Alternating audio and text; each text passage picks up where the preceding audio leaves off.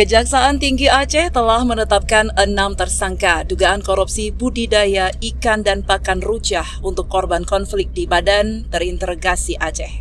Hal tersebut dikatakan oleh Kajati Aceh Joko Purwanto saat konversi pers bersama wartawan di Gedung Kajati Aceh pada Senin 22 Juli 2024. Namun hingga saat ini, penyidik belum dilaksanakan penahanan ke-6 tersangka tersebut.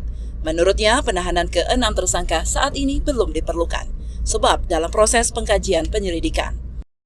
Ditindaklanjuti 1 minggu yang lalu sudah ditetapkan berapa?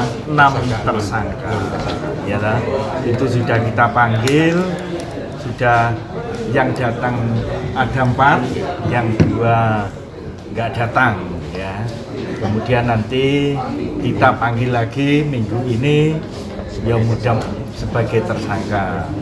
Mudah-mudahan doakan sehat semua dan bisa datang. Ya. Sampai sekarang mereka juga belum ditahan, Pak. Itu alasannya kenapa, Pak?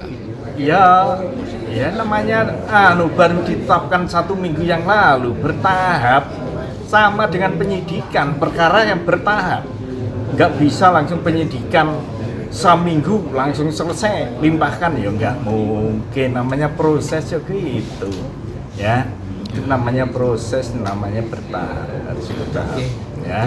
Ada kemungkinan penambahan tersangka baru, Pak? Ada tersangka baru, Pak?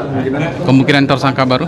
Ya nanti ditunggu perkembangan. Oke. Dalam minggu ini, penyidik akan memanggil kembali para tersangka supaya proses penahanan cepat dilaksanakan.